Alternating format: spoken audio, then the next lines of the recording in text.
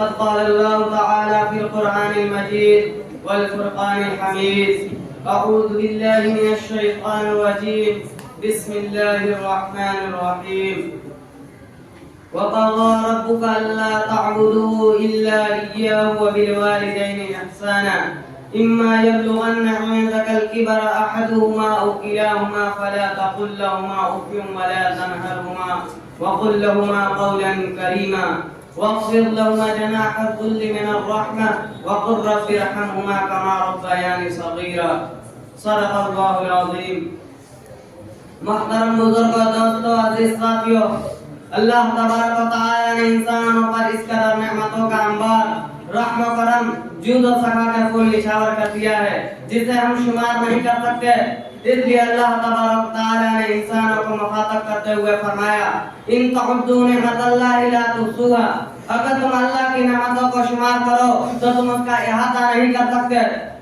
آپ حضرات کو یہ بات بخوبی معلوم ہوگی کہ ان تمام نعمتوں میں سب سے بڑھ کر نعمت وہ ہے جو ہمیں ماں اور باپ کی شکل میں ملی. میرے دوستو، ماں اور باپ اتنی بڑی نعمت ہے جس کا اندازہ ہم نہیں لگا سکتے. یہ نعمت اتنی بڑی ہے جس کی دنیا میں کوئی مثال نہیں. یہی وہ دولت ہے جو کہ اگر بچپن کی حالت میں کسی سے چھن جائے تو وہ بچہ اس نعمت سے محروم ہونے کی بنا پر یتیم کہلانے لگتا ہے. یاد رکھو دوستو، جو بچہ یتیم ہو جاتا ہے اسی کو اس نعمت کی قدر و قیمت معلوم ہوتی ہے کہ صاحب نعمت کو نعمت کی قدر نہیں ہوتی. ٹھیک کہا ہے شیخ سعدی رحمۃ اللہ علیہ نے: لذت انگور بیوہ دانت نہ صاحب میوہ. اس لیے اگر آپ کی قدر و قیمت معلوم کرنی ہو تو نابینا سے معلوم کرو، یا پاؤں کی قدر و قیمت معلوم کرنی ہو تو اپائج اور لنگڑوں سے معلوم کرو. ٹھیک اسی طرح ماں اور باپ کی قدر و قیمت جتنی یتیموں کے نزدیک ہے وہ ماں اور باپ والوں کو نہیں. باپ کی قدر ان سے پوچھو جنہیں باپ نہیں، ماں کی ممتا کی خبر ان سے لو جنہیں ماں نہیں، اور بچپن ہی میں ان کے ساتھ ماں کا سایہ اڑ گیا ہو. حضرات گرامی، والدین کا مرتبہ اتنا بڑا ہے جسے اللہ تبارک و تعالی نے سورہ بنی اسرائیل کی اس آیت میں بیان فرمایا ہے: وَقَضَىٰ رَبُّكَ أَلَّا تَعْبُدُوا إِلَّا إِيَّاهُ وَبِالْوَالِدَيْنِ إِحْسَانًا. اللہ تبارک و تعالی نے ارشاد فرمایا ہے کہ تیرے رب نے تجھے اس بات کا حکم دیا ہے کہ تم اللہ کے سوا کسی کی عبادت مت کرو اور اپنے والدین کے ساتھ اس میں سلوک کرو. جب تمہارے پاس ان دونوں میں سے کوئی ہے یا دونوں بڑھاپے کی عمر کو پہنچ جائیں تو انہیں اب تک مت کہو اور انہیں مت جھڑکو اور ان سے نرم لہجے میں بات کرو. اور ان کے لیے عاجزی کے ساتھ رحمت کے بازو جھکا دو اور کہو: اے پروردگار، ان دونوں پر رحم فرما جیسا کہ ان دونوں نے بچپن میں مجھے پالا ہے. میرے دوستو، اس آیت کے اندر غور کرنے سے پتہ چلتا ہے کہ جس طرح اللہ رب العزت نے ماں اور باپ کی سنت و اطاعت کا حکم اسی کلمے کے ذریعے دیا ہے جس کلمے کے ذریعے انسانوں کو اپنی عبادت کا حکم دیا ہے، اسی کلمہ پر عمل کر کے اپنے بندوں کو والدین کی سنت و اطاعت کا حکم دیا ہے. آپ کو معلوم ہے کہ معطوف اور معطوف علیہ کا حکم ایک ہوا کرتا ہے، تو معلوم یہ ہوا کہ جس طرح اللہ تعالیٰ کی عبادت کرنا انسانوں کے لیے ضروری ہے، اسی طرح ماں اور باپ کی سنت و اطاعت کرنا اولاد کے لیے ضروری ہے. کیونکہ ضروری نہ ہوتا جبکہ اس نے تمہیں اس دنیا میں آنے سے پہلے 9 ماہ تک اپنے شکم میں رکھا اور اس دور میں نہ جانے کیسی ماں کو مشقتوں کا سامنا کرنا پڑا ہوگا، کیسی مصیبتوں کو جھیلنا پڑا ہوگا. اور پھر جب تمہاری پیدائش ہوئی تو مسلسل 2.5 برس تک اس نے تمہیں دودھ پلایا اور ان مدتوں کے درمیان تمہارے پیشاب پاخانہ صاف کرنا اپنی اپنی ذمہ داری سمجھ لیا. اس نے تمہاری تکلیف کو اپنی تکلیف سمجھا، تمہاری راحت و آرام کو اپنی راحت و آرام سمجھا.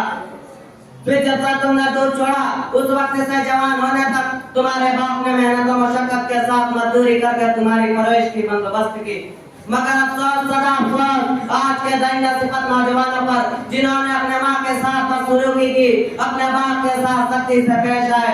ہلاکت ہے ان دائندہ صفت انسانوں کے لیے جنہوں نے اپنے ماں کا دل توڑا، اپنے باپ کی آرزو اور تمناؤں پر آگ لگا دی، اپنے ماں کی امید پر پانی پھیرا.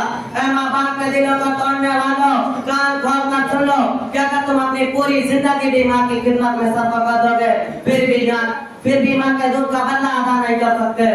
बाप के दिल को ठेस पहुंचाने वालों, तुम अपने बाप की उस कमाई का बदला अदा नहीं कर सकते। बदसलूकी करने वालों मुतवज्जा हो जाओ और याद रखो कि अगर आज तुमने अपने माँ बाप के साथ उसमें सलूक नहीं किया और उनके साथ बदसलूकी से पेश आए तो कल तुम्हारी औलाद भी तुम्हारे साथ यही मुआमला करेगी जो आज तुम अपने माँ बाप के साथ कर रहे हो। या तो माँ बाप के साथ बदसलूकी करने की दुनियावी सजा होगी और आखिरत में अल्लाह तबारक व तआला ने तेरे लिए दर्दनाक सजा मुतय्यन कर रखा है जिसकी आप नहीं हिला सकते। शायद तारीख का मशहूर वाक़या आपको मालूम होगा, हज़रत अलक़मा एक सहाबी जिनके लिए अल्लाह तबारक व तआला ने पहले ही से रज़ा का परवाना दिया है मगर माँ की नाफरमानी करने पर उनको भी नहीं बख्शा। जब हज़रत अलक़मा के इंतकाल का वक्त आया तो रूह गले में अटक गई। अब क्या होता है कि लोग खूब दुआएं कर रहे हैं, खूब कुरान पढ़ रहे हैं मगर हज़रत अलक़मा की बदहाली में कोई तब्दीली नहीं आती। लोगों ने यह बात हुज़ूर सल्लल्लाहु अलैहि वसल्लम तक पहुंचाई। हुज़ूर सल्लल्लाहु अलैहि वसल्लम ने फरमाया क्या उनके वालिदैन जिंदा हैं? तो सहाबा ने अर्ज किया कि वालिदा बाहयात है और वालिद का इंतकाल हो चुका है। आप सल्लल्लाहु अलैहि वसल्लम ने फरमाया कि उनकी मां को बुलाओ, चुनांचे उनकी मां को बुलाया गया। आपने फरमाया कि हज़रत अलक़मा को माफ कर दो मगर उन्होंने हज़रत अलक़मा को माफ करने से इनकार कर दिया। आप सल्लल्लाहु अलैहि वसल्लम ने हज़रत बिलाल को हुक्म दिया क्या बिलाल लकड़ियां जमा करो ताकि हज़रत अलक़मा को उसमें जला दिया जाए। तो बुढ़िया कहने लगी क्यों या रसूल अल्लाह, मैं अपनी आंखों के सामने इस आग में जलना कैसे गवारा कर सकती हूँ। तो हुज़ूर सल्लल्लाहु अलैहि वसल्लम ने फरमाया कि अगर आज तुमने इसे माफ नहीं किया तो आइंदा ये जहन्नम की आग में जलने वाला है जो इस आग से 1000 गुना सख्त है। चुनांचे बुढ़िया को राम आ गया, वो कहने लगी ऐ हुजूर मैं आपको और सारे लोगों को गवाह बनाती हूँ कि मैंने इसे माफ कर दिया। चुनांचे बुढ़िया के माफ करते ही हज़रत अलक़मा की रूह आसानी से निकल गई। मेरे दोस्तों, जब लोगों के सामने दुनियावी आग में जलने जलाने की बात सुनकर दिल में घबराहट पैदा होती है तो खुद फैसला कीजिए कि वो आग जो दुनियावी आग से शिद्दत और हरारत में 70 गुना ज्यादा है उस आग का क्या आलम होगा। इसलिए मेरे दोस्तों तौबा करो, अपने वालिदैन से माफी मांगो और वादा करो कि इंशाअल्लाह कभी भी अपने वालिदैन के साथ बदसलूकी नहीं करेंगे, हमेशा अपने वालिदैन के साथ अच्छाई से पेश आएंगे।